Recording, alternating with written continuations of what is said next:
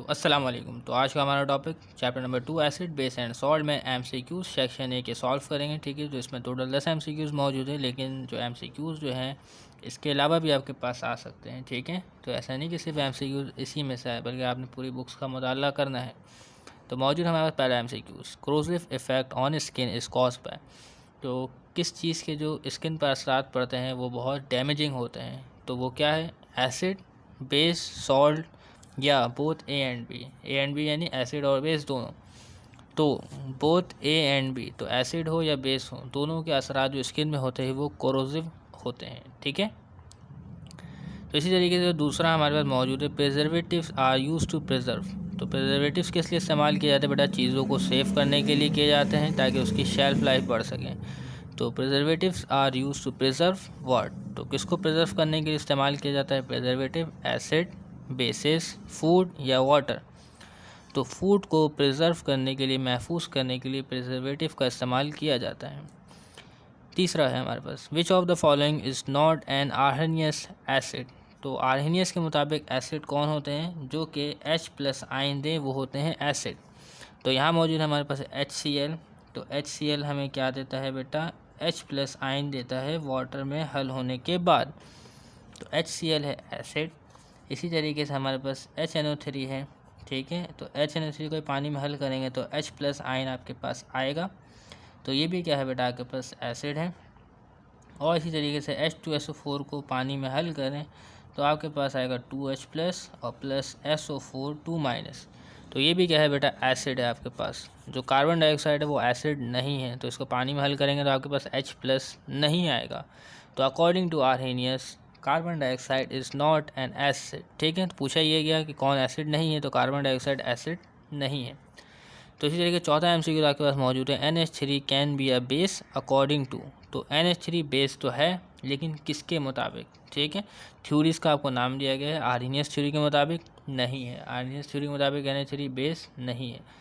Arrhenius theory के मुताबिक base वो है जो OH- आयन दे वाटर में डिज़ोल्व होने के बाद। तो इसमें तो OH आयन है ही नहीं, तो ये बेस आर्हेनियस थ्योरी के मुताबिक नहीं है। ठीक है, तो पहला ऑप्शन गलत। ब्रोंस्टेड-लॉरी थ्योरी बेस के हवाले से क्या बोलती है? तो वो कहती है कि ब्रोंस्टेड-लॉरी थ्योरी कहता है बेस कौन होते हैं? जो H+ को क्या करें बेटा? एक्सेप्ट करें। क्या करें बेटा? एक्सेप्ट करें। तो NH3 को देखते हैं, तो NH3 को जब आप पानी में हल करेंगे तो क्या होगा आपके पास? तो NH3 H+ को एक्सेप्ट करेगा और बन जाएगा NH4+। तो NH3 ने क्या किया? एक प्रोटॉन एक्सेप्ट किया वाटर से, और वाटर में से एक H+ निकल गया, तो ये हो गया OH-।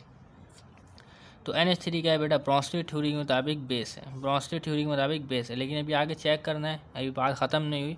अक्सर ऐसा होता है पहला ऑप्शन मिल जाए तो हम उसे छोड़ देते हैं, तो अभी बात ख़त्म नहीं हुई, इसे चेक करना है। ठीक है, तो अभी आगे देखते हैं। ब्रोंस्टेड के मुताबिक तो NH3 बेस है। लेविस के मुताबिक देखते हैं। लेविस के मुताबिक बेस का कंसेप्ट क्या है?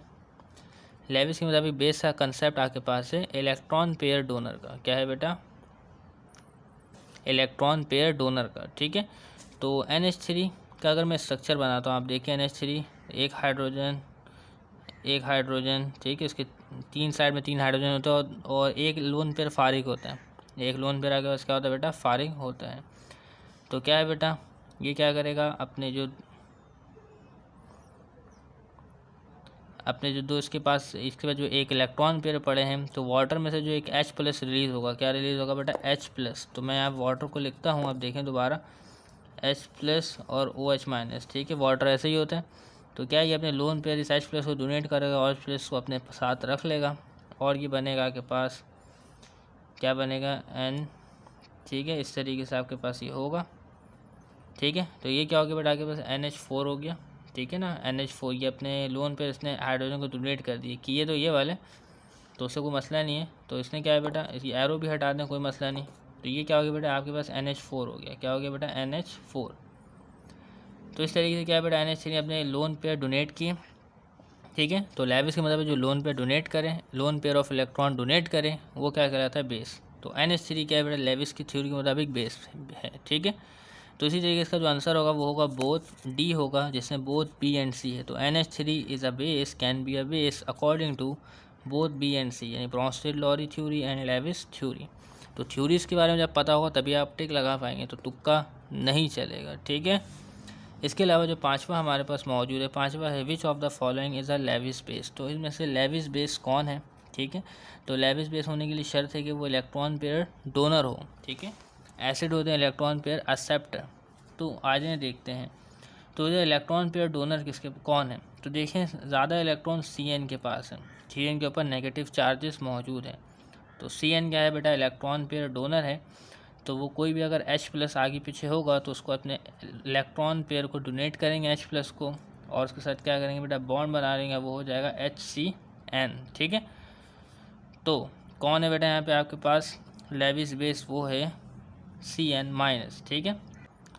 तो छठा MCQ हमारे पास मौजूद है, लिखा हुआ a substance that can donate a pair of electron to form a coordinate covalent bond. कौन सा सब्सटेंस जो है वो इलेक्ट्रॉन पेयर को डोनेट करता है। तो वो जो सब्सटेंस हमारे पास मौजूद है, आप लेविस की थ्योरी में जाके देखेंगे तो आपको मिलेगा बेस के बारे में। तो बेस क्या है बेटा, जो डोनेट कर सकता है अ पेयर ऑफ इलेक्ट्रॉन। तो पेयर ऑफ इलेक्ट्रॉन को लोन पेयर भी कहते हैं। तो जो इलेक्ट्रॉन पेयर को डोनेट कर सकता है वो है बेस, और बनाएगा कोऑर्डिनेट कोवलेंट बॉन्ड। जैसे कि आप यहाँ पे भी आपने देखा कि NH3 है, ठीक है। ये क्या कर अपने लोन पेयर इलेक्ट्रॉन को डोनेट कर रहा है, ठीक है। और क्या बना रहा है बेटा आपके पास, ठीक है, कोऑर्डिनेट कोवलेंट बॉन्ड हाइड्रोजन के साथ, जिसको एरो से शो करते हैं, लेकिन मैंने शो नहीं किया, ठीक। क्लास 9 आपने इसको पढ़ा है केमिकल बॉन्डिंग में। तो यहाँ पे कौन कर सकता है बेटा इलेक्ट्रॉन पेयर को डोनेट, वो है लेविस बेस। तो इसका राइट आंसर है आपके पास बी। और सातवां हमारे पास मौजूद है if pH value is greater than 7। अगर pH की वैल्यू 7 से ज़्यादा हो देन सोल्यूशन इज़, तो सोल्यूशन क्या होगा, अगर pH 7 से ज़्यादा हो तो सोल्यूशन होगा आपके पास बेसिक, क्लियर। अब इसी तरीके से जो आठवां आपके पास मौजूद है सॉल्ट अमंग फॉलोइंग इज़। तो इन चारों में सॉल्ट कौन सा है। तो HCl एसिड है, HNO3 एसिड है, H2SO4 एसिड है। तो सॉल्ट है आपके पास KCl। तो इसी तरीके से जो नवा MCQ हमारे मौजूद है substance that react with both acid and bases. तो वो सब्सटेंस क्या कहलाते हैं जो एसिड और बेस दोनों के साथ रिएक्ट कर सकते हैं, ठीक है। ब्रॉन्स्टेड-लॉरी थ्योरी में हमने पढ़ा भी था कि वाटर कभी कभी एसिड की मौजूदगी में एज अ बेस रिएक्ट कर रहा था, और बेस की मौजूदगी में एज एन एसिड रिएक्ट कर रहा था। अभी मैं लिखता हूँ, आपको बातें समझ में आ जाएंगी। जो सब्सटेंस क्या है बेटा रिएक्ट कर सके एसिड के साथ भी और बेस के साथ भी, ठीक है, उसको क्या कहेंगे। तो पहले यहाँ इधर देख लें। तो ब्रॉन्स्टेड थ्योरी में देखा था बेटा HCl था, और उसके साथ क्या था बेटा वाटर था। ब्रॉन्स्टेड के मुताबिक क्या है बेटा, जो H+ प्रोड्यूस करे वो एसिड है। तो HCl में से H+ प्रोड्यूस होगा और वो गेन कर लेगा H2O और बन जाएगा हाइड्रोनियम आयन, और Cl- मौजूद है, ठीक है। तो ये है एसिड और ये है बेस। तो वाटर किस तरीके तौर पे एक्ट कर रहा है, एज अ बेस एक्ट कर रहा है, ठीक है, HCl की मौजूदगी में, एसिड की मौजूदगी में, ठीक है। अब इसी तरीके से हमारे पास क्या है बेटा NH3।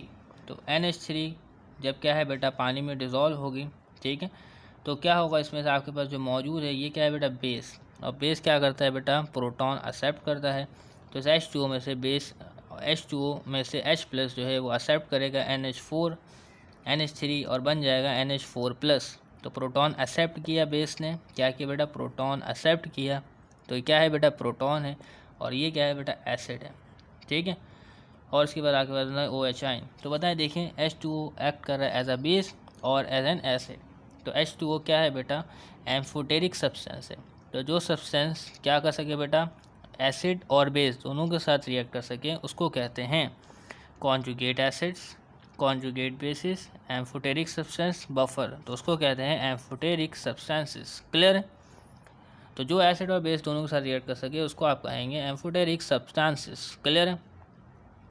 तो 10वां MCQ है the reaction of acid and base to form salt and water. तो इस रिएक्शन को क्या कहते हैं, तो इस रिएक्शन को कहते हैं hydration, neutralisation, hydrolysis, both A and C।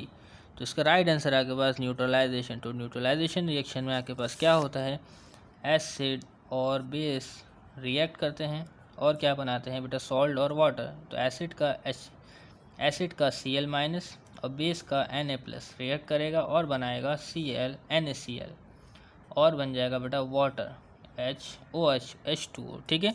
तो इस तरीके से हमने इसके 10 MCQs कर लिए, लेकिन ज़रूरी नहीं है कि सारे MCQs यहीं से आए। तो आपने पूरे चैप्टर की तैयारी करनी है, लेकिन आपकी रिक्वेस्ट होती है तो मैं MCQs बना देता हूँ। ठीक है, तो उम्मीद करते हैं कि तमाम बातें आपको क्लियर हो गई होंगी। तो मिलते हैं नेक्स्ट वीडियो में, तब तक के लिए इजाज़त दीजिएगा, चैनल को सब्सक्राइब कीजिएगा। अल्लाह हाफिज़।